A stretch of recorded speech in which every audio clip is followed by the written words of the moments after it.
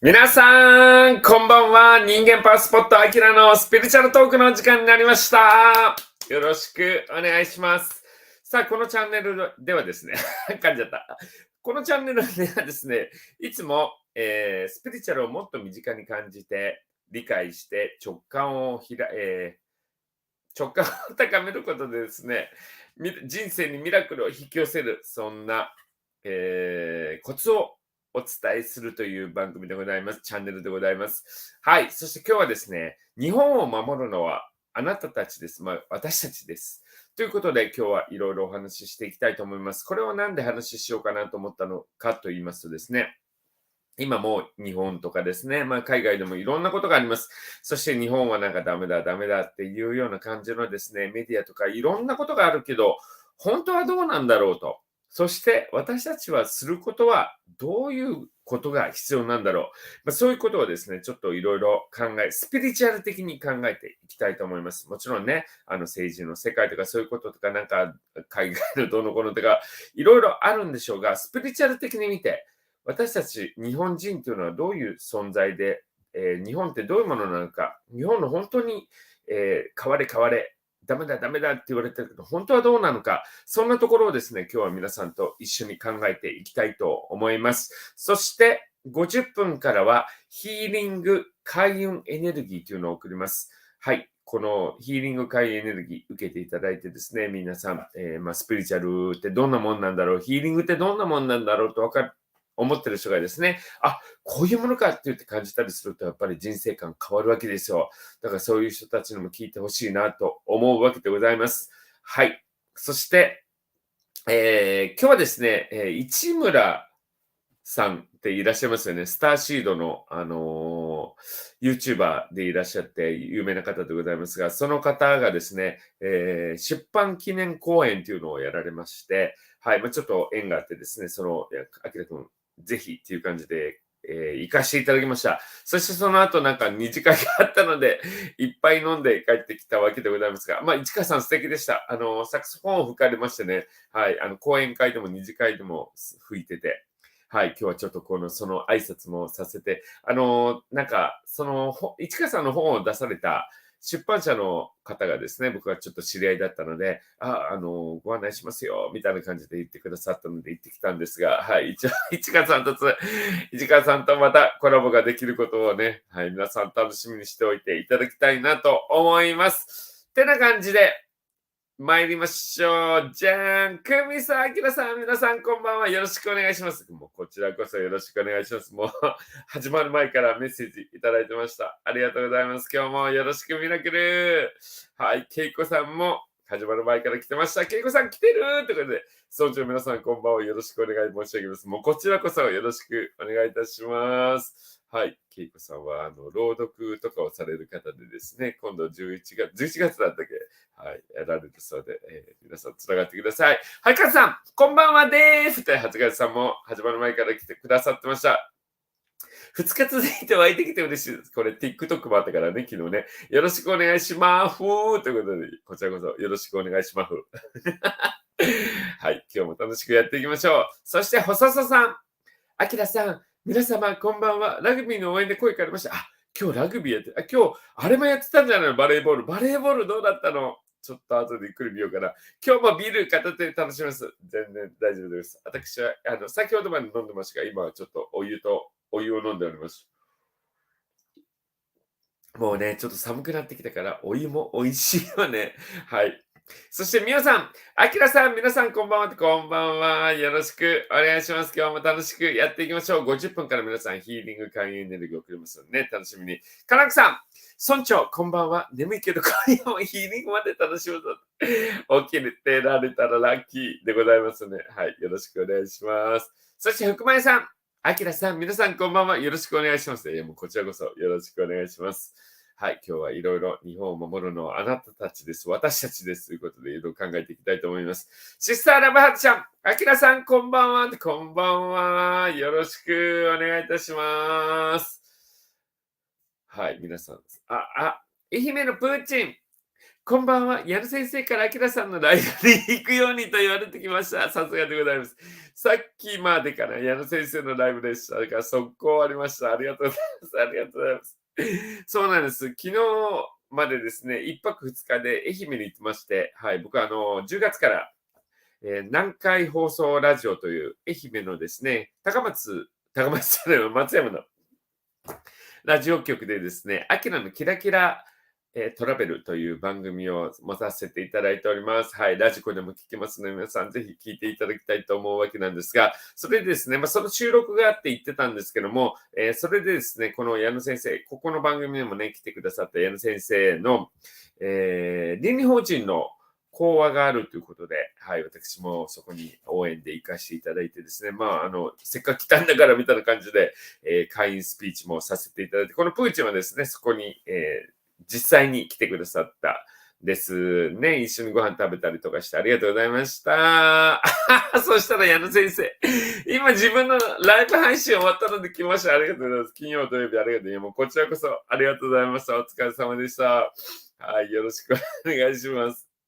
はい、皆さん、矢野先生、どこにやってる、占いやってらっしゃる。あ、よかったら、ここがね、コロンじゃない、コンロじゃなくて何やったっけど、アイコンから繋がっていただければいいかなと、YouTube やってられます。はい、カブさん、アキラさん、皆さん、こんばんは、こんばんは。よろしく、ミラクル。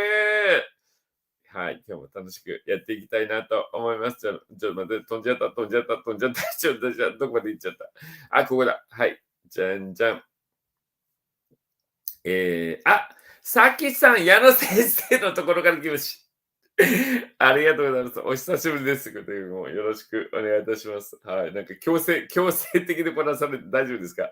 はい。ミキミキさん、あきらさんこんばんは。今日はおでんにしいいねー。昔ね、おでんってうちの親よく作ってたんですよ。でも、子供だったからお酒飲まないしさ、おでんをおかずにするってどういうことよみたいな。昔はすごく文句ブーブー言ってたんだけど、大人になるとおでんもいいわね。うちの旦那が実はおでん大好きなんです。僕、そんなにおでんでなくていいかなって感じで。でも最近は、おでんの具が美味しいのいっぱいあるよね。はい。それでちょっと、そういうのを作ってくれるので、美味しいなっていう感じになっております。はい。おでんのいつも思うんですけど、おでん全部食べた後にさ、汁が残るじゃん。あれの有効活用ないかね。あれに例えばご飯を入れて、卵とかを入れてさ、おどすみたいにしたら多分美味しいと思うんだけど、なんかいつもあれ捨てちゃうんだよね。ちょっとなんか甘い感じの汁になるじゃん。ちょっとミキミキさん教えてください。よろしくミラクル。はい。ともさん、こんばんは。矢野先生。先生、すみません。ありがとうございます。何から何までお世話になっておりまして。先生があきらさんのライブを進めてくれました。来ました。よろしく。もう、ともさんいらっしゃいませ。そして、愛媛のみかん。愛媛出身なんでしょうかね。また、愛媛、月1でラジオの収録行ってますので、どっかで会えるといいですね。よろしくお願いします。ありがとうございます。はい。もう本当に。いや、もう本当に愛媛の方、皆さんいい方なんです。寺根美樹さん、木戸さん、皆さん、こんばんは、こんばんは。よろしくお願いいたします。これ読めない私、漢字。なんて、夢萌えさん。それでいいのかな。こんばんは、矢野先生のところから来ました。もうすいません、矢野先生。もうちょっと、みんな行けみたいな感じで、ゴーみたいな感じになっちゃってますね。ありがとうございます。はい。スピリチュアル YouTuber のアキラです。よろしくお願いします。スピリチュアルゲイチューバーですね。すいません、間違えました。よろしくお願いします。今日も、市村さんっていう方と、お話をして、はじめましてって言って、ピンク色の服を着てですね、この白いメガネで行ったんです。あの方真面目そうじゃないですか。で、どうもって言ってたら、ちょっとなんかドン引きされてたような気がするんですけど、いいか、みたいな感じで帰ってまいりました。はい。みやちゃん、あきらさん、皆さんこんばんは。こんばんは。先日は矢野先生とあきらさんのお話聞けて楽しかったです。そうなんです。みやちゃんはですね、その朝の、倫理法人の方に来てくださいました。ありがとうございました。ね、いいですよね。今日もなんかその市村さんの、会だったので、その飲み会、二次会みたいなのに行ったんですけど、嬉しく、でもね、ピンク色のジャケット、これじゃないけど違うジャケット着て、白いメガネで行ったら、もしかして、アキラさんですかみたいな。アキラさんね、こんなとこで会えたみたいな感じでね、喜んでくださった方も何人かいてよかったです。そこで誰にも気づかれなかったら反対に悲しかったんですけど、ちょっとはい、市村さんにドン引きされたピンク色のジャケット着てましたけども、行ってよかったなと思ったわけでございます。ありがとうございます。はい。ちばにゃん、こんばんは、アキラちゃん。皆様、今宵もよろしくお願いいたします。もうこちらこそよろしくお願いします。今日も楽しくやっていきましょう。はい。じゃんじゃんじゃんじゃんじゃんじゃんじゃんじゃん。ふきちゃん、こんばんは。愛媛道後温泉入らなかった。僕、東温倫理法人っていうところの会員なんですね、実はね。そこのなんか会議がされてる、モーニングセミナーとかやってらっしゃるところのね、ジュラクだったかなジュラクだったかなすいません、名前、はっきり覚えてないんですが。そこまでお風呂が入れるの。素晴らしい施設です。超でかいお風呂に入れるの。そこに泊まると。はい。いつも楽しみにしています。そこで入っております。道後温泉ではないけどね。はい。久美子さん、レミンちゃん、こんばんは。ミラクルラブいただきました。ありがとうございます。出遅れました。全然出遅れてないので、よろしくお願いいたします。はい。そして、そうかです。ありがとうございますね。ここね、みんなの仲良い。細須さん、バレーボール負けちゃった。まあいいわよね。でもだってもうパリ行けるんでしょ。全然。でも気が抜けたんだろうね、多分ね。はい。でもいいです。今日はまだ見てないよ。バレーボールの選手の男前。これから見たいなと思います。はい。ブレイブハート楽団さん。おでんの汁でカレーにリメイクしたら和風カレーになって美味しい。あれで作ればいいのね。お水代わりに。今度やってみる。ありがとう。確かに、出汁が出てるからね。いや、だってあれでしょちくわとかああいうのと本当はめちゃくちゃあれなんだよね。汁出てんだよね。魚のね。ふっきちゃんおでん作りながら汁飲む。もう痩せない。秋になったし。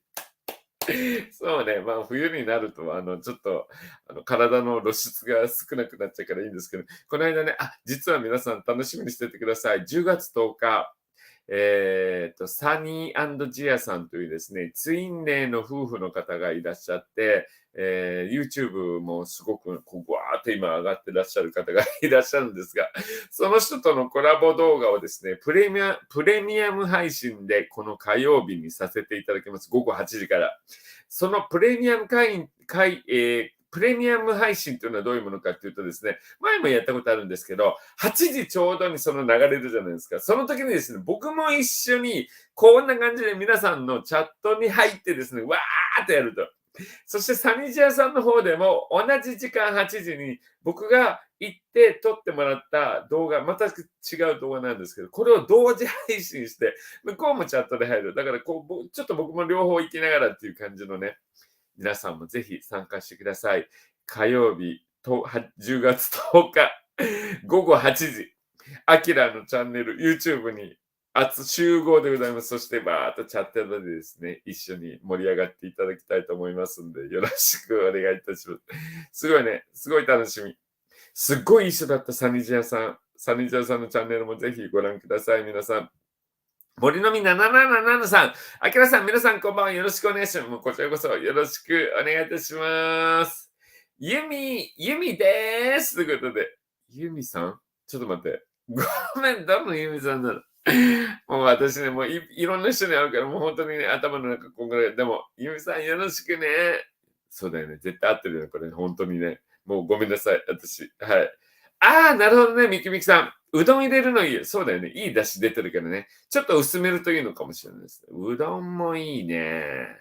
ちょっと今一応炭水化物ダイエットしてるんですが、今日そのパーティーに行ったら、炭水化物オンパレードでした。おにぎりはある、お寿司はある、パスタはあるみたいなね。いっぱい食べてきちゃいました。すいません。もう明日から始めます。よろしくお願いします。ブレイブハート楽団さん。昨日はありがとうございました。のこです。のこさんどの人だろう。のこさん、ごめんなさい。のこさん。楽団わかった。のこさんね。お母さんね。了解。息子さんが超可愛い人じゃないですか。はい。ありがとうございます。そして、ゆかりさん、あきらさん、こんばんは。楽しみにしてました。よろしくお願いします。ゆかりということで、こちらこそよろしくお願いします。くみさん、おでんの余ったお汁は白菜やネギ、しめじや糸こんにゃくやお肉と炊いたすき焼き風、美味しそう。肉買ってこれ。肉。僕ね、豚肉が好きなんですけど、すき焼き風だったらやっぱ牛肉の方がいいのかな。ちょっと、久しぶりに牛肉買ってこいがしら。ね。はい。やってみます。ありがとうございます。東方社員さん、あきらさん、皆さん、こんばんは。よろしくお願いします。こちらこそよろしくお願いします。市村正則さんってとても真面目そうな方、いや、真面目そうだったよ。でもね、なんか真面目そうなんだけど、今日、あの方、なんだったっけ、サクソフォンを吹くみたいで、今日ね、講演会でも、その飲み会でもね、ずっと演奏されてたんです。はい。超かっこよかった。超男前って感じだったんですけど。そしてね、今日ね、なんか、2、3、400人ぐらい講演会にいらっしゃってたんですけど、みんなにハイファイして、こうやってわーって会場回ってました。元気だね。はい。余計、もっと好きになりました。もうすいません。リラックだよとかだけど、すいません。はい、それでございます。はい、ぜひ皆さんも行ってみてください。松山の東音にございます。はい。そして、のなみさん、こんばんは。よろしく、ミラクル。もうね、本当に私、名前覚えるの苦手でですね、大変なんですが、すいません。はい。マジックショップさん、あきらさん、皆さん、こんばんミラクル。いただきました。今日もよろしくお願いします。サニジャーさんとコラボ楽しみます。ありがとうございます。そうなんです。サニジャーさん、すごいいい方でした。もうね、なんかどっちかな、ジアさんが男性の方だね。ジアさんもね、可愛くて若いのよ。もう本当に。今回はですね、向こうのサニジアさん、違う、うちの番組では、サニジアさんに練習してもらったんです、私。はい。それで、あらわにされたアキラを皆さんぜひ、一緒に見ましょう。よろしくね。10月10日午後8時からでございます。よろしくお願いします。東方社員さん、男子バレー負けちゃったけど、いい試合でしたね。そうなのね。ちょっと私ちょっと、性格悪いかもしれないんだけど、勝ってる時のおっしゃーってなってる男も好きなんだけど、ちょっと、やっちゃったとか、悔しいとかっていうところも結構好きなの。いろんなとこ見たいよね。こう、勝ってるところもね、すいません。こんなこと言ったら怒られるかもしれない。でもいいよね。パリにもう行けるようになってるからね。ということにしといてください。すいません。デコさん、アキラさん、皆さんこんばんはでよろしくね。もうこちらこそよろしく。いつもありがとうね。はい。じゃんじゃんじゃんじゃん。なんか新しい名前ですね。岡田敦子さん、こんばんはとこんばんは。よろしくお願いします。いつもこんな感じでやってます。50分からヒーリング、快エネルギー送りますので、楽しみにしておいてください。はい。ここではですね、スピリチュアルを身近に、理解して直感力を高めて、人生にミラクルを起こしますよというような感じのお話をしてますのでよろしくお願いいたします。はい。そして、ふきちゃん、あきらさん、11日水曜日は吉村先生のゆるとぼ、ごめん。吉村先生のゆるともライブに行きますよね。行きます。はい。今から私もはるかちゃんもみおちゃんも、かのくさんも間違えています。なんかね、最近ね、吉村先生の番組に出てもらうっていうのが、なんか必ずね、吉村先生って終わったら次いつしますかっていう話になるわけなんですよ。そしたらじゃあ、みたいな感じで、なんか、いつもなんか、なんちゅうの、いつも出るお姉さんみたいになっちゃっていいのかなと思うんですが、まあ、とりあえずね、先生が言ってくれるからいいかなと。すいません。遊びに行かせていただきます。よろしくお願いいたします。まゆさん、あきらさん、皆さんこんばんは。よろしくお願いします。もうこちらこそよろしくお願いいたします。はい。じゃんじゃんじゃんじゃんじゃんじゃん。じゃんじゃんじゃんじゃんじゃんじゃん。じゃんじゃん。せいこさん。あきらさん、こんばんは。土曜日は愛媛にお越しいただき、このせいこさんって誰だろう、どのせいこさんだろう。こちらこそありがとうございます。もうこのね、アイコン顔にしといてほしい。すいません。もうちょっとアルツハイマーがちょっと入ってますけどね。はい。でもありがとうございます。いや、本当にね、愛媛楽しかったです。ありがとうございます。マジックショップさん、あきらさんとサニジャーさんという推し同士のコラボ配信は、強熱展開かな。ありがとうございます。サニジアさんもね、すごい、もうなんかほんと、うわーって今上がってる感じで、ぜひツインで。なんかね、年の差があるんですよね。だから結構大変だったらしいんです。最初の頃は何してんのみたいな感じで言われたりとかして。はい、でもね、今超幸せそうなの。もう私も一緒に録画しててさ、収録してて、羨ましいみたいな感じだったんですが、10月10日、ぜひ、午後8時配信のコラボ動画、プレミアム公開なので、10月10日午後8時にですね、僕も一緒に並んで、このなんか、この皆さんが今やってくれてるこの、チャットにですね、参加しながら、そしてなんと、サニジアさんのチャンネルでも、僕がゲストに行って撮った内容、それはね、僕がね、サニジアさん2人を霊視したんです、実は。そういう内容の、番組をですね、同時配信するんです。だから僕はちょっと両方行かないといけないんだけど、チャットを一緒に。はい。そんな感じで盛り上げていきたいと思いますので、皆さんも見ていただきたいなと思います。今そういうの流行ってんだよね。皆さん、はい、アキラさん、吉村先生、私たちみんな本当に楽しみにしてますから、今回もちゃんと次の約束してください。かしこまりました。ありがとう。今そう言ってくれて嬉しいです。もうアキラ来るね。お前、うざいみたいな感じで言われたら悲しいからね。ありがとうございます。はい。ということで、今日はですね、日本を守るのは、ごめんね、急に始まっちゃって。はい。日本を守るのはあなたたちです。まあ、これは私たち、自分も含めてなんですけども、ということでお話ししていきたいと思うんです。僕ね、アメリカで、留学してたことが1年ぐらいあって、学生の頃に。そして今、今、っていうか、その卒業してから23年間アメリカの航空会社で客室乗務員として働いてたわけですね。だから本当にアメリカとか海外、アジアの国とかですね、仕事だったんですけども、結構行って、そこの現地の人たちと会ったり、見たりしてたわけですね。で、アメリカ人の人たちとも本当にもうずっと仕事を一緒にして、アメリカの航空会社だったので、ファーストランゲージというか仕事するときは英語で話して、アメリカ人とか外国人の、もうお客様も外国人がほとんどみたいな感じのところでずっと働いてきたわけですね。で、その時にすごく思ったのが、なんか僕アメリカに、これね、僕のラジオのこの間の番組でもよく話したりしてるんです。今、南海放送という松山のですね、ラジオで、アキラのキラキラトラベルという番組をやってるんですが、その中でも、いろんな僕が海外に行った時に感じたこととか、こういうとこ楽しかった、こんな経験したんだっていうお話をしてるわけなんですね。ラジコでぜひ皆さんに聞いていただきたいなと思うんですけども、そこで、僕って小さい頃からなんでか知らないけど、アメリカ大好きだったんですよ。なんかアメリカの昔、特に僕らの子供の頃っていうのは、アメリカンドリーム、アメリカのなんか、サクセスストーリーみたいな成功みたいな感じで、もうアメリカが大好きだったんですね。だって映画見てもさ、全部さ、結局正義勝って幸せになっていくんだもん。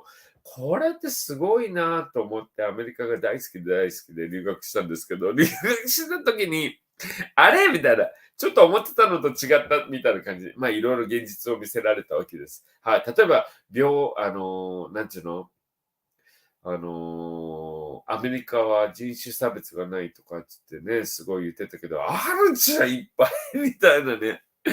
そんなことがあった時に、その時に何を思ったかっていうと、日本って素敵だなって思い始めたんです。日本のいいところ、日本人のいいところっていっぱいあるわけですよ。例えば、どっちがいいとか悪いとかじゃないんですけど、例えばアメリカ人って本当にね、なんか結構ディベートするのよ。なんか話があったら、いや、それどういうこと違うでしょみたいな感じで、いや、それどうのこうの、いや、私はこう思うからとか、すごいガーって言って、結局どこにも行かないみたいなね、すごい喧嘩話の話をしたりとかして、僕それを見た時にもう怖くて怖くて仕方なかったんだけど、それはアメリカ人にとったら普通なんだけどさ、でも日本人にとったらいいじゃん。そういう時にさ、なんか日本人ってね、自分の意見をはっきり言わないとか、なんとか、なんとか、なんとか、なんとかってすごい言われるんだけど、いや、日本人の優しさってさ、相手のことも一応聞いてあげて、でも、自分と違ったらちょっと無視するみたいな、なんか、やんわり断る京都の人みたいにね、そういうところってある意味素晴らしいな。それで成り立ってるこの国が、みたいな感じだったわけです。で、日本っていうのはですね、今すごく叩かれてます。今、賃金が少ないとかね、いろいろ言われてますけども、いや、でもこれも、日本は賃金が少ないかもしれないけど、本当に住みやすいとこなんです。アメリカっていうのは、それは日本と比べると、すごく賃金が高いかもしれません。でも生活に必要なお金もめちゃくちゃかかるわけです。ね、例えば、もう医療費なんて日本の4倍、5倍、6倍とかもうすごいことになってるわけ、アメリカ。もうちょっとあなた病気になって手術するって言ったらすごいわけ。だって、普通に、アメリカとかで、今もっと高くなってるかもしれないけど、救急車呼んだだけで、何千ドル、何十万って払わないといけないのよ。ありえないね。日本だとちょっと今ね、呼びすぎで簡単なものでも呼んじゃうとかちょっと問題にはなってますけど、本当に素晴らしくないですか？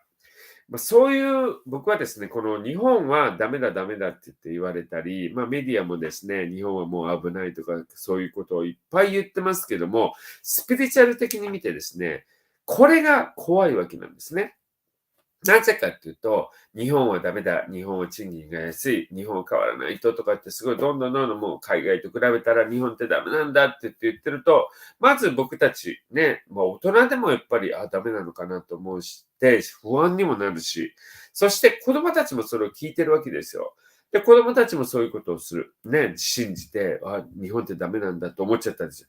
これが怖いわけなんですね。僕たちの魂っていうのは、やっぱりその時その時、どういうふうに感じてるか、どういうふうに考えてるかということが大切なわけですよ。だから僕は思うんですけど、メディアっていうのはね、もともとがそういうあれじゃないですか。やっぱりちょっと、こんなのになったら大変だよ。いや、日本は今最悪なかもしれないよ、みたいな、最悪のこととかを話したりするので、すごく怖いとか、恐怖心とかを煽って、それこそもっと見ないとって感じになるのかもしれないですけど、それに釣られてしまってはいけないってことですね。それを見て、日本ってダメなんだとか、うわとかって不安になる、もうこれどうしたらいいな、私とかでも特に子供さんとかいたらさ、子供の将来がとかってなっちゃうかもしれないけど、それはやっちゃいけないってことですよね。はい。だから悪いところに悪いところに、意識を向けちゃうと、さらに悪いことを呼んでしまうというスピリチュアルので、法則があります。だから僕はもうぜひこの、動画を見てくださっている方にはですね、日本の悪いとこばかりを見るのではなくて、もちろんね、その問題があったりしたら淡々とそれを超えないといけないんですけども、例えば僕らがさ、日本の給料を上げるとかって言ってもね、そんなできることって少ないわけじゃないですか。でもそこで、日本って、ね、僕らってよく言います、スピリチュアル的には、僕らの思考が、未来を作ってる、現実を作ってるって言いますよね。だから、日本ってダメじゃんとか、日本はもっとこうなるんじゃないか、もうすごい、不安、自分の将来はって考えてると、本当にその未来を読んじゃうってことなんですね。だから、日本のいいところをそのまま見ていきましょう。スピリチュアル的にもし、そういう霊視とかですね、物事の真髄を見られる。これね、スピリチュアルをやってて僕すごくいいなと思うんですけど、本当に世の中って、誰かが、例えばメディアだったらメディアのディレクターとかそういう人たち、プロデューサーとかが、やっぱりちょっとコントロールしてるわけなんですね。で、ちょっと面白おかしくとか、例えば青のものも赤って言っちゃったりするわけですよ。ね、でも本当はこれ緑じゃんっていうことが分かったりするんですよね。だからこそ皆さんにスピリチュアル、またはそういう直感とかを使って、例えばこの人が自分にとって必要なのか、ね、恋愛もそうなんですけど、または物とか仕事でもそうですよね。やっぱりそういうものを自分に本当に必要かっていうのを見るとき、もちろん僕らみたいなですね、霊能者の人に行ってちょっと見てもらって、それ自分にとってどうですかって言ったら、ちょっと違うんじゃないそれとかって言って、見てもらうのもいいけど、それだとお金もかかるわけでした。時間もかかるわけでしょ。やっぱり皆さんにですね、スピリチュアルなものを信じて、そしてちょっと直感っていうのは、本当に少し、意識したりするだけでも全然上がってくるものなんですね。それを使って本当に皆さんの、人生も変えていただきたいなと思うし、今日はそういう意味でですね、日本の悪いところに、今日この時間はですね、あと50分からヒーリングを送りますが、日本の悪いところに焦点を当てて、日本は大変だ、ダメだっていうふうに言う番組ではなくて、日本の良いところを皆さんでお話ししたいなと思ったわけです。はい。そして最後にですね、ヒーリング開運エネルギーを送るときにですね、日本全国に日本が元気になってですね、みんなが幸せになる、そんなエネルギーを送っていきたいと思うので、はい。ということで皆さんですね、日本のいいとこ、日本の好きなとこ、日本って海外と比べてここすごいよねっていうところもしあれば教えて、チャットに書いていただきたいなと思います。福地明さんはゆるともライブレギュラーです。そうなんですよ。最近よく出てます。ありがとうございます。シュンアラハさん、こんばんは、こんばんは。よろしくお願いします。はい。じゃんじゃんじゃんじゃんじゃんじゃんじゃんじゃん。あ、MI さんかな。こんばんは。よろしくお願いします。はい。そして、ホーシーさん、あれ、さっき、言ってた。さっき飲み会で出会った人、早速見てくれてます。市村さんので、一緒に飲み会行ってた人。ありがとうございます。はい。そして、じゃんじゃんじゃんじゃん。ドラムさん、ハートいただきました。ありがとう、ミラクル。はい。そして、多分京都の人です。京都の人です。そうそうそう。辛口、正直に行きましょうね。はい。ということで、よろしくお願いします。あれかさん、奥ゆかしいで、今日のうなぎの間口と同じで怖い怖い怖い怖い怖いです。みんな信じた。まいさん、ね、そう、今日はね、日本ってどう思いますか？日本が今ね、なんかこうダメダメとか、日本の、なんていう水準がどうのこうのとか言ってますけど、だってさ、今もラジオ、ニュースで言ってたけど、結局外国人の人は日本安いって言っていっぱい買っていくわけじゃん。でね、なんか今日すごいなと思ったのは、結局、じゃあ海外の人が買いたいものをあるじゃん。今日お芋を売るっていうビジネスを始めて海外に売るんです。それがね、結構売れ始めてんだって。そうすると安いからって買ってくれるらしいの、海外の人が。なんかそういうのとかね、なんか広がっていくといいですね。MI さん、世界に、これごめんなさい、ごめんなさい。国民皆保険制度ってすごいと思うよ、すぐ。そうなんよ。国民健康保険すごいよ。アメリカとかめちゃくちゃ高いんだから。アメリカってね、本当にね、うん万円払わないと普通に受けられないんです。だからアメリカっていうのは保険を持てなくって、困ってる人とかもいっぱいいるんですよ。日本ってそういうのないじゃないですか。本当それも思います。なんかこう、日本の保険のこの割合みたいなのもちょっと増えたとかって言ってるけども、アメリカに比べたら全然安いです。はい、かさん、救急車呼ぶのも高額だし、健康を維持するのすごくサプリなどが豊富で、そうなんですよ。それもいいとこだよね。で、救急車も、だって、一回呼んで何十万とか取られたらさ、もう本当に呼ぶの怖くなるよね。星さん、この間家の鍵がないって救急車呼んでるドキュメンタリー、マジっすかけど怒らない日本優しい。そうですね。これはやめましょう。ね、そうね。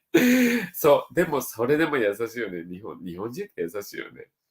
本当に救急車の方たちありがとうございますって感じなんですか。前さん、お金なかったり自爆なんで、保険は言っとかな。救急車から放り出されるって聞いたけど、ほんまな。いや、でも払えなくったらそうなんじゃない？アメリカとかってすごいやっぱりシリアスだからね。お産もお金かかるよ。妊婦さんが検診側に救急搬送を使うとか、アメリカの医療ドラマで見た。なるほどね。いや、本当にね、アメリカってすごいんですよ。怖いと思う。しかもなんかちょっとやっぱりお金払えないと分かったら見てもらえないんじゃないかな。結構日本もそういうのでね、迷ったりしますし、大変なところもあるけど、やっぱりはっきりしてると思う。リエさん、アキラさん、こんばんは。もう終わっちゃった。全然大丈夫。まだまだ行きますからよろしく。50分からヒーリング会エネルギー皆さん送りますので楽しみにしていてください。ケイコさん、こんばんは。いろいろあっても治安の良さ、そうこれもそうなの。いろいろあっても治安の良さは素晴らしいと思います。外国の方からはチップなくても皆様、みんな親切にしてくれると言われてます。いや、ほんとそう。いや、もう、日本のいいとこ聞いてると嬉しいね。私たち日本人の、まあね、日本人じゃない方もいらっしゃるかもしれないんですけど、でもそういう方にも日本のいいところを知ってほしい。はい。日本って本当素晴らしいところなんですよ。いいね。こういうところ、こういう話をしてるとなんか気分が上がるし、エネルギーも上がるね。細さん、自分も仕事でニュージャージーに5年いました。おお、すごい。私よりいるじゃん。私1年しかアメリカ住ん、10ヶ月しかアメリカ住んだことないからね。ご飯美味しくないけど、たまに AA 使ってました。やっぱりサービスは日系です。これ AA ってアメリカンエアラインだよね。アメリカン航空のことだよね、多分ね。やっぱりサービスはもちろんだけど、日系ってすごいよね。まあ、裏で文句言われてるかもしれないけど。私はアメリカの航空会社でしたけど。まあ、それはそれでフレンドリーでいいところはあったけどね。やっこさん、こんばんは。よろしくね。ゆきさんもこんばんは。全然出遅れたな。よろしく。あ、みきみきさん。日本の良いとこ一言、もうほんとそうやで。いっぱいあるよね、探すとね。よしこさん、あきらさん、こんばんは。日本の道路はどこも本当に綺麗だ。いや、ほんとそうです。ほんとそうです。そうなんです。まあ、アメリカってもうごちゃごちゃだったりね、すごかったりするからね。ケイコさん、素晴らしいと思ってます、日本。欧米に暮らす友人苦労します。そうなのよ。みんなね、僕もアメリカ人と一緒にいたり、アメリカに住んでる日本人の人といっぱい住んでたけど、なんかね、みんなね、やっぱり、向こうに住んでる人はアメリカすごいいいよ、いいよとかって言うんだけど、そうかみたいな。僕はやっぱり日本がいいですって言って日本行ってたんだけどね、やっぱり日本がいいですよね。まあまあ人それぞれだからね、全然悪いとかいいとかじゃないんですけど、日本やっぱ住みやすいです。五十嵐さん、こんばんは。よろしく。ホーシーさん、ダメこそ言ってほしい。まあね、そういうのもあります。そう気をつけてね、ホーシーさん。ダメ男を捕まえちゃうタイプの人。セリフだから。はい。もこもこさん。食事美味しいですね。いや、ほんとそうだよね。しかも日本って四季があるじゃん。いや、僕もどこだったかな。シンガポールとか言ってたけど、シンガポール年がら年中暑いみたいなね。はい。まあ、それはそれで楽しいんだけど、やっぱり四季がある日本って素晴らしいよね。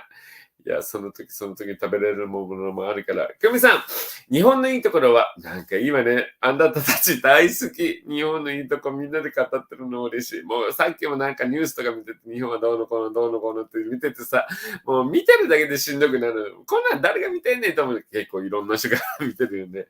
はい。でもここだけは楽しく日本を盛り上げていきたいと思います。久美さん、日本のいいところは自然が素敵。それもある。神社やお寺も素敵。それもある。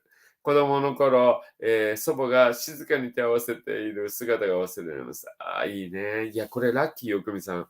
僕もおばあちゃんがそういう神社とかお寺とか子供の頃から行ってたから、すごく毎週のように、まあちょっとお寺とかっていうのをちょっと歩いて自然とか見ながら、行って、そして帰りに美味しいものを食べてくるっていうのをすっごく毎週のようにやってて、おばあちゃんにね、連れて行かれてやってたんです。いや、そのおかげで本当に今でもね、神社とかお寺とかによく参るようになってますけど、もうこれがね、全くしない人もいるんだってね。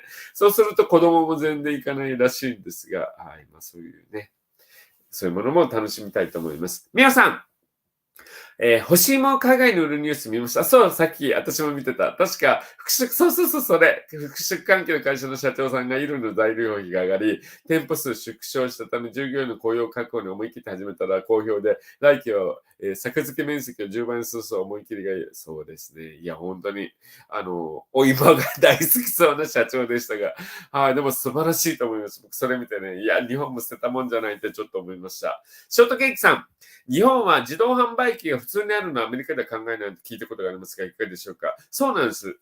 日本はすっごく多いじゃないですか。アメリカは少ないですね。で、アメリカの問題点は、1ドルとか入れてもね、なんか1ドルってね、なんかなんていうの、あの、紙の質が日本より悪いのか、もうね、ペラペラになってるの、みんなポケットに入れてるからかもしれないけど、そしてね、自動販売機に入れようとしても、自動販売機の質が悪いからお金を受け取る。読み込まないわけ。すぐ帰ってきちゃうわけ。いや、なんでって言って、まさくとか言ってっていうのがあるんです。はい。でも、だいぶ変わってきましたね。都会では結構サラダとかいろんなものが売られてたり、よく空港で見ません iPad とか、そういうなんかイヤホン聞いたりとか、そういうのもね、売ってたりとかして、はい、少しずつ良くなってますね。はい、星さん、そうですね、フランス人の、義理の弟は日本が安心すぎてフランス帰りたくないって、いや、ほんとそうです。いや、ほんとそうですよ、日本ってほんと安心だしね。キュートなアキラさんがいる日本最高じゃねえ。いや、あなたいいこと言う。ありがとう。やっこさん、こんばんは。今日地元のだんじり祭りで、いいですね。婦人会の役をして無事終わった。お疲れ様。アキラさんパワーいただいて明日から頑張ります。かしこまりました。50分からヒーリング会エネルギーを送りますので。僕もね、昨日その愛媛のラジオ、アキラのキラキラトラベルというですね、南海放送ラジオで10月から始まってます。皆さん、ラジコでぜひ、海外からも聞けますので聞いていただきたいと思うんですが、その収録でですね、昨日松山に行ってたんですけども、もう松山はね、すごい今、お祭りで、もうあちこちでお祭りって言ってね、はい、結構可愛い子とかもおみこしやってて、可愛いとかって言って言いながら見てましたが、すみません。そういうものしか見てなくて、はい。はるかさん、やっぱり日本はおもてなしが好き。いや、ほんとそれもそうよ。やっぱり日本人って優しいよね。なんか気持ちいいよね。アメリカ人は悪いわけじゃない。アメリカ人とかそういう人たちの海外の人たちの優しさもあるんだけど、もう日本のこの優しさっていうのは、まあ日本人だからかもしれないけど、最高だよね。こういうものがあると、日本っていうのは絶対もっと胸を張っていいんだと思う。森のみ777さん、本当に食事が美味しい。海外は何でも、大味ですよね。大味、あの、なんていうの、強い味だってことだよね、多分ね。そうなんです。まあ、それはそれで若い時は美味しかったんですけどね。はい。ブレイブハーツさん、昨日の朝に公民館の駐車場に楽器を積み忘れてしまい、さっき気づいてめちゃくちゃ焦って車を走らせました。でもちょっと早く見つけてきて、ね、見つかるといいですね。そしたらちゃんとあった。さすが日本でございます。これも日本って素敵じゃない？僕も一回ですね、新宿で飲んでて、財布を落としちゃった時があったんです。タクシーに乗ろうとした時に落としてみたんですが、もう次の日、もうこんな感じで、って感じでですね、交番に行ったんですが、はい、すぐに見つかりました。素晴らしい国でございます。リエさん、どこも住めば都だけど、やはり日本は遠い。トイレットが綺麗、道が綺麗、日本、そうなのよ、これもあるよね。日本トイレ綺麗だしさ、どこでもタダで入れるじゃん。アメリカとかだとお客さんだけしか入れない鍵がかかってて、お店から鍵もらってきてくれとかさ、もう大変だよね。私漏れちゃうって感じ、本当に。ブレバーさん、しかも屋根ある下に移動させてくるの。素晴らしいでございますね。はかさん、特にお年寄りはおかげさんでという人が多い。このおかげさんって大切だね。これはちょっとスピリチュアル系になりますよね。やっぱりスピリチュアル的なもの、目に見えないものをおテントさんが見てるとかって昔の人は言いました。最近の人は言わないからちょっとあんまり考えないのかもしれないけど、やっぱこの考え方大切ってことですよね。まあ僕らから見ると、やっぱりこの目には見えてないけど、守護霊さんとか亡くなったご先祖さんとかですね、そういう人たちがいっぱい守ってくれてるわけです。神様も含めてね。だからやっぱそういう人たちのおかげさま、助けてくださってる。そしてそういう人たちにも恥じないように、生きるっていう考え方ってすごく大切だと思う。そういう人にはやっぱり亡くなった人とかも助けたくなりますからね。それが法則ですよね、宇宙の。ブレバーさん、日本で物忘れしたり、なくしても出てくる確率高い。本当そうです。アメリカだとすぐなくなるから。ケイクさん、日本人ちゃんと列になるんだ。そうですね。それも本当に素晴らしいです。ミオさん、ふきちゃん、あの時たまたま10年、これね、ちょっと友達の、はい、友達トークです。ゆかりさん、日本でよかった。治安もよく食べ物が美味しい。日本料理大好きです。そうだよね。なんか日本もいいとこいっぱいあるよね。素敵です。まえさん、美しい思いやりの心、天下の往来はきれいに吹き清めたらみんなで協力して清潔な。そうだよね。日本人ってきれい好きだから、ここも好きだな、僕も。人の迷惑かけるのは自分がされて嫌なことは一つの。大人数でそういうところに生活するし、自分がされたら嬉しいなと思う気遣いするところ。情けなさは人のためならずとは情けをかけてもためにならないのは長いわ、メムさん。ありがとう。正しくは振り、回り回ってやがて自分ではそうなんです。そういうことでお天道さん。漫画見てる。まさにそういうことでございます。本当にね。いやー、なんかお天道さんを見てるっていうあの考え方、結構広めるべきだと思いますね。まあそういう意味ではこうやってね、今スピリチュアルってなんか広がりつつあるんです。いろんなところで。アメリカとかでも今ね、すごくこういう、なんていうんですか、スピリチュアルからのメッセージを伝えられる人ってすごくわーっと前に出てきてるんですけど、やっぱりそういうことってやっぱり今から大切になるってことなんですよね。この、見えない世界、またはお天道様が見てる、こういうところを生かしていくっていうのは大切だと思いますね。はるかさん、タクシーのドアが昔から自動ドアです。他のサービスがいい日本。そうだね。アメリカって自分で開けるもんね。あれびっくりしましたね。アメリカ行った時どうやって開けるのってずっと待ってたような感じがします。ああ、わかる、ショートケーキさん。日本は私もウォシュレットないと生きていけません。同感。マジックショップ、アキラさんが前の配信。ちなみにハワイの友達は自分の家にウォシュレットつけてますが、大変そうです。はい。なんかやっぱり買ってくるの大変みたいで、買えないといけないし。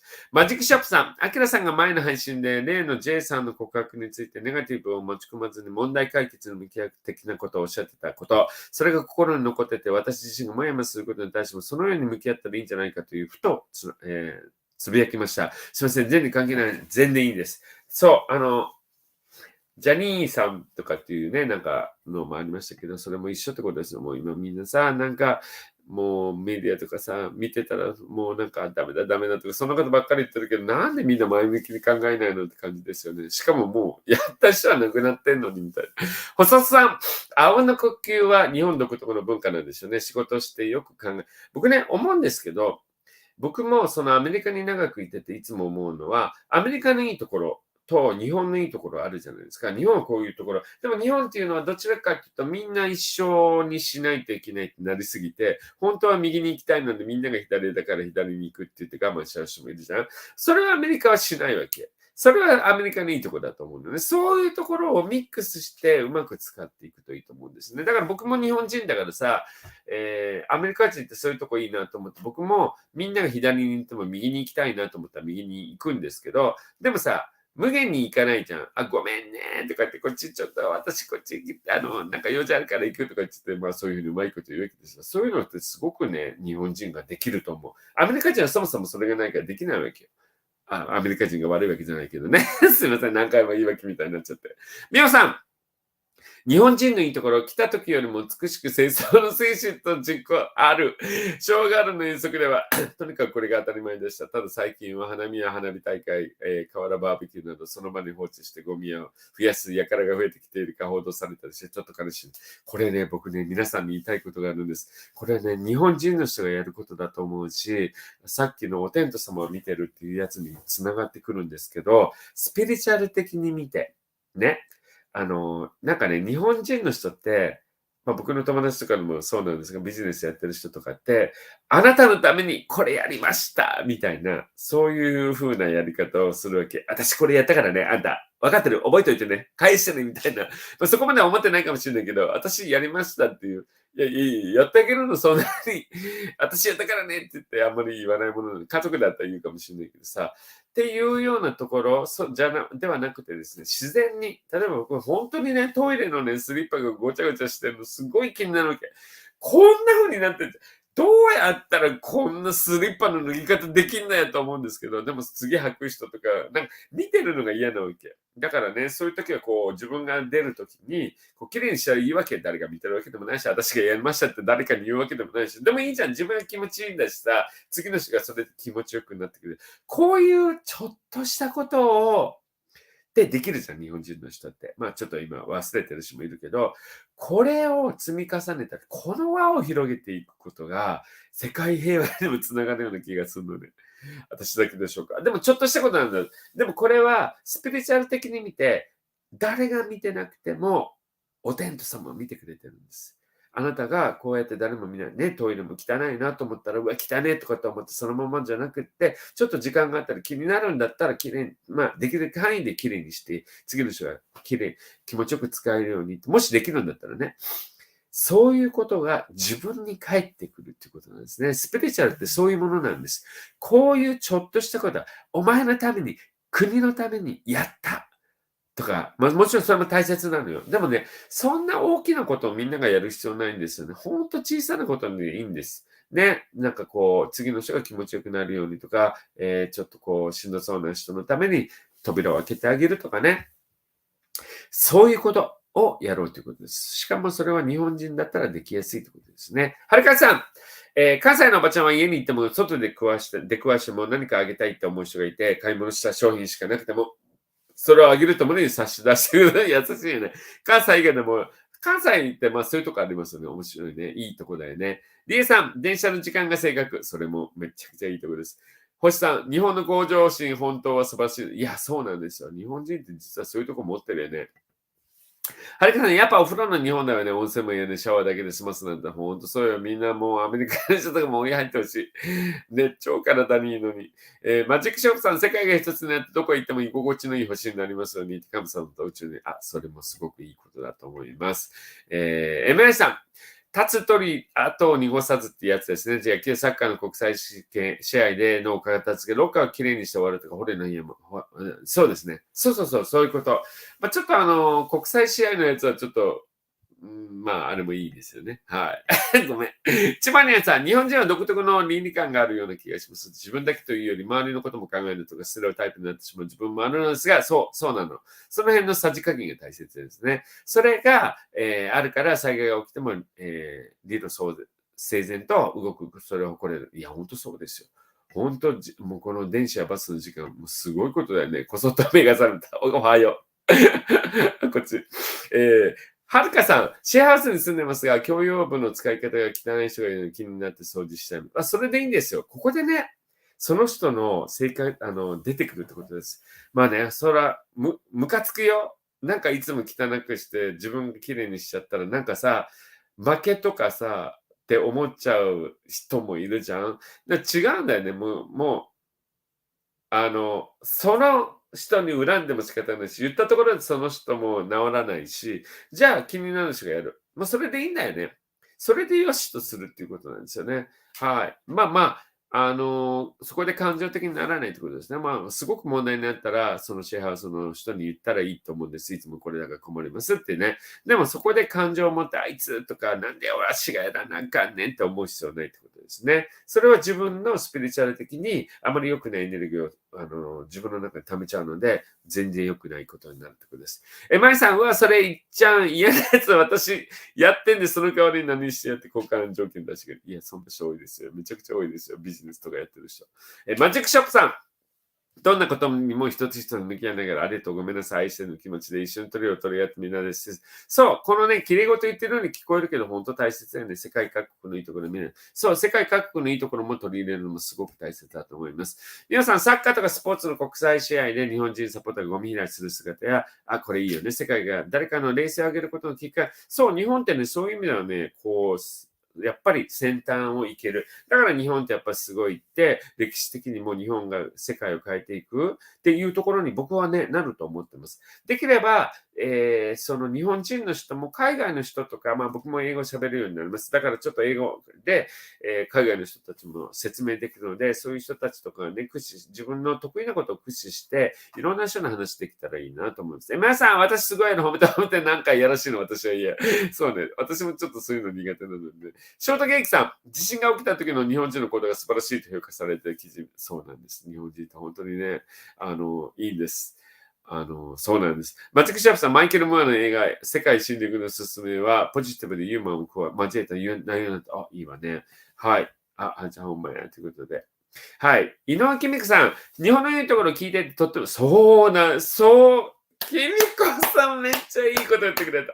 そうなんです。今日のこの日本を守るのあなたたち、これは僕たち、日本のいいところをもっと見ていきましょう。もっといいところを推し進む。メディアとかっていうのはもう日本はダメだ。海外と比べたらもう日本どうなんだとかって言ってね、そういうふうに動いて、なんかわかんないけど、日本の企業とか、政治とかもそういうのに踊らされてなんか動き始めようとしてる。まあそれはそれで必要なのかもしれないんですけど、少なくとも僕たちのそういう悪いとこだけをいつも見て、どうやねん、なんでやねんとか不安に思うんじゃなくて、こういういいところを見ていこうということですね。はい。いや、本当に今日、ありがとうございます。みんなとこうやってね、なんかいいポジティブなお話できたのがめちゃくちゃ嬉しいです。ありがとうございます。はい。はるけさん、確か国家ってどこの国も勝ったとかなんとかだが多いけど、日本だけそういうのだけ平和の意味の歌詞だと褒めてた外人。ああ、そうなんだ。素晴らしいです。そう、どこの国もね、うちの国がもう最高なんだっていう話を多分してるんだと思うんですがね、日本人ってそういうことしないんだよね。だからこそ、やっぱりこれからの日本、まあ世界を変えていける、そういうのになる。だから僕たち、自信を持っていきましょうね。そしてポジティブなエネルギーを流しましょうね。はい。ということで、今日はですね、これからちょっと遅くなりましたが、ヒーリング会エネルギーを送っていきたいと思います。そしてですね、この今、みんなで話したポジティブなこのエネルギー、これをですね、日本中に送って、日本の人、日本の地区の、土地ですね、そういうものがもっともっとポジティブなエネルギーになって変わっていく、私たちが、世界を変えていける、そんなところになっていけるようなですね、ヒーリング会エネルギーを送っていきたいと思います。それではお待たせいたしました。この画面の前にですね、ペットボトルにお水とかお茶とかコーヒーとか入れてると、そこに波動が移ってですね、波動水というのができます。今こうやってやっている間は皆さんにエネルギーいきますが、明日とか飲むとまたさらに元気になるので、受けて、興味ある方は、波動水を作っていただきたいと思います。そしてエネルギーを送ります。このエネルギーをですね、体全体で受けてみてください。そうすると皮膚がピクピクざわざわしたりですね、ちょっと柔らかいところが痒くなったり、そして熱くなったり冷たくなったりっていう感じがします。これがヒーリングスピリチュアルのエネルギーを感じているということなんですね。全然感じなくても、この画面を、オンにしている限りはですね、受け取っています。安心してください。ただ、少しでも感じるとですね、少しずつ、エネルギー感じてるスピリチュアルってこういうものなんだって分かるとですね、またこう頑張ったり、より理解が深まっていったりするわけなんですね。はい。そういう意味でもこのヒーリング感エネルギーを受けていただきたいと思います。はい。それでは皆さん、お湯とかお水あればね、飲んでおいてください。はい。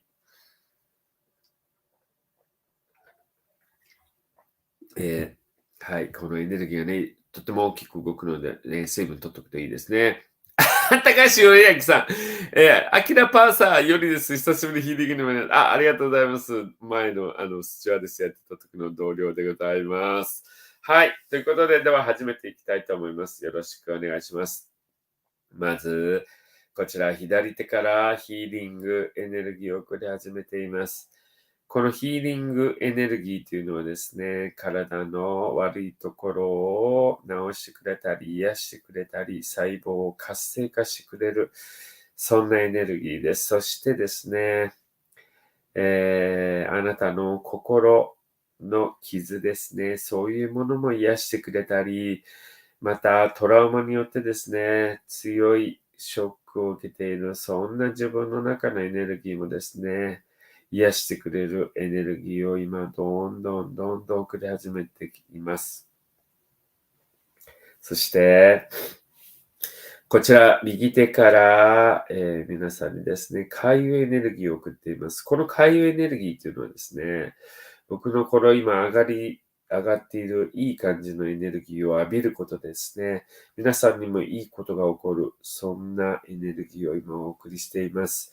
皆さんもなんかいいことありそうだなというワクワクした気持ち、そしてですね、自分がなかなか前に進めない、そんな、えー人にですね、背中をポンと押してくれるようなエネルギーを今送っています。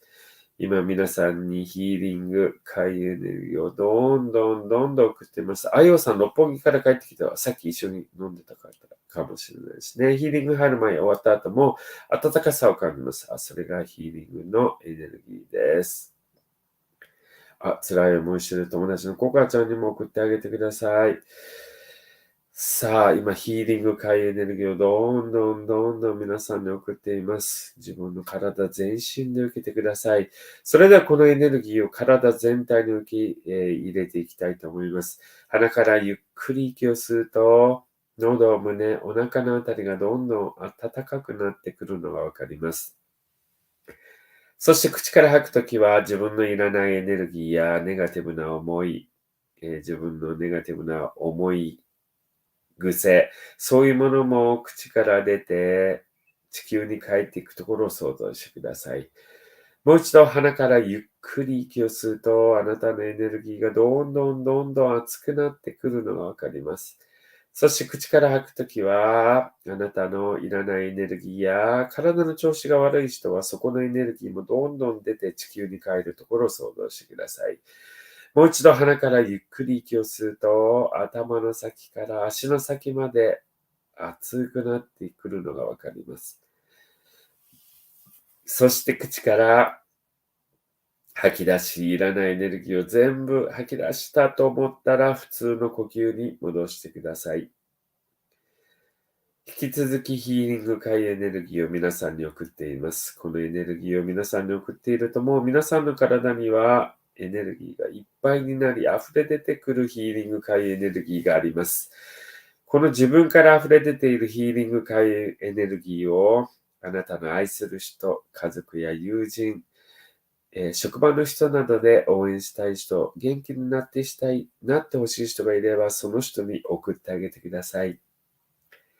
あなたから送られたヒーリング界エネルギーを受けた友達、愛する人は元気になり、笑顔になり、エネルギーがいっぱいになっていくのを見ることができます。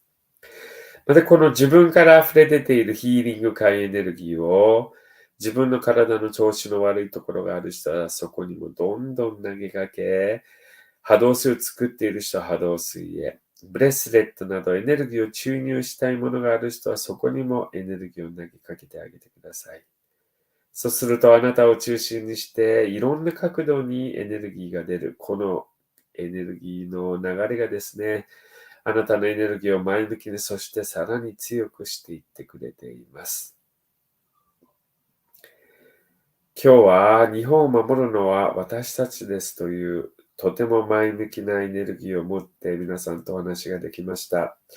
それでは皆さんもですね、一緒に自分の想像、イマジネーションを使ってですね、この自分から溢れ出ているヒーリング、そして開運エネルギーを日本全国、北から南まで送ってあげてください。そしてそこにいる土地、そこにある人、みんながですね、ヒーリング開運エネルギーを受けて、笑顔になり、そして強く前に進む、そんなイメージを持ってください。今、日本全国が皆さんの前向きなヒーリング開運エネルギーでいっぱいになり、これからの日本が楽しみになってきています。最後に今日も楽しい時間をありがとうございました。みんなと一緒にですね、ポジティブなお話ができたこと、とても、嬉しく思います。そしてこのエネルギーがですね、皆さんにも、帰ってきて、皆さんにもいいこと、幸せなこと、楽しいと思うことが現れることをお祈りして終わりたいと思います。ありがとうございます。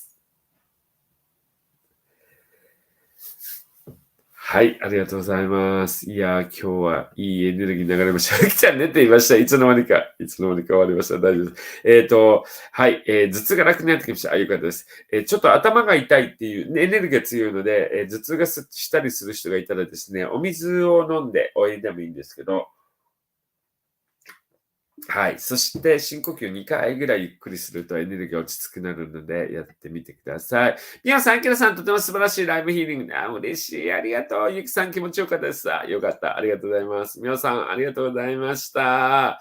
はい。まあね、こういう感じで、悪いところに目を向けるのではなく、良いところに目を向けていくっていうことを心がけてください。やっぱり悪いものに目を向けているときっていうのは自分の中にあまり良くないエネルギーが生まれちゃってるんですよね。それは自分のために良くないので、はい、やってみてください。かんさん、そんちゃんありがとう。今日は日本、褒める会でいつも以上に愛に溢れてたから透き通ったエネルギーから、やった。嬉しい。ありがとう。まゆさん、今日も人事来ました。ありがとうございます。やったね。言ってます。はきさん、ありがとうございます。友達が大変な状況だけど、今日知り合い、きるさんに送った。よかったです。ここがちゃん。幸せになる。かめさん、日本に生まれて幸せ。本当そうだよね。ありがとう。ゆきさんもありがとうございました。ミラクルラップいただきました。星さん、顔だけ身震いしました。初めて経験なんですが、それがエネルギーを感じているということです。ほかほかしてきましたもんね、さん、ありがとう。福前さんもすごいエネルギー。もういつもありがとうね。くむさん、とっても好きにしましたって言ってますね。ありがとうございます。セクさん、指先がビリビリ。言ってますね。そして画面がともに、にもなりました。強すぎた。あきらさんのエネルギー強いです。ありがとうございます。岡田敦子さん、ありがとう。手が準備しました。いや、よかったです。ありがとう。井上さんもありがとうございました。東社員さんもありがとうね。はい。ちょっと待って、飛んじゃった。めっちゃ手が準備言ってますね。ありがとう。これ読めないからね。はい。ありがとうございます。星さん、ヒーリング気持ち、ありがとう、ありがとうございます。日本にいます。本当そうだよね。みんな、幸せなところに生まれてよかったです。はい。そしたら、ちょっと待って、じゃんじゃんじゃんじゃんじゃんじゃんじゃんじゃん。お友達がポジティブになりますね。いいですね。ありがとう。幸せに時間に感謝で、こちらこそありがとう。ありがとうございました。今井さん、温かい、嬉しい、嬉しいっていう。こちらこそ。福目さんもミラクルラブいただきました。ありがとう。シスターラばあちゃんもありがとうね。はい、まいさんも、はい、ありがとうね。良くなるといいですよね。ということで、みんなの幸せになんて、ミラクルラブ届いたかなということで、今日はこの辺で終わりたいと思います。チモニアもありがとうございました。はい、お水飲んどいてね。はい、皆さん、今日もありがとうございました。ということで、火曜日はですね、サニジャさんとのプレミアムになります。10月10日午後8時、ぜひこの時間に来れる方は来てください。僕と一緒にチャットで盛り上がっていただきたいと思います。はい、僕の練習をしていただいて、アキラ丸裸公開になりますので、一緒に見て、キャーキャー、キャーキャー、キャーキャー盛り上がっていきたいなと思います。ゆかさんもありがとうね。ホストさんもありがとうございます。よりもありがとう。ちょっと、ゲッチュさんもありがとうございます。ゲッチュさんになっちゃって。はい。ということで今日はこの辺で終わりたいと思います。他に言うことなかった。そうそうそう。アキラのキラキラミラクル、南海放送ラジオなんですが、ラジコで聞けます。アキラのキラキラトラベルというラジオ放送が始まっております。よかったら聞いてみてください。はい。パンツを履いております。ということで、今日はこの辺で終わりたいと思います。みんなありがとう。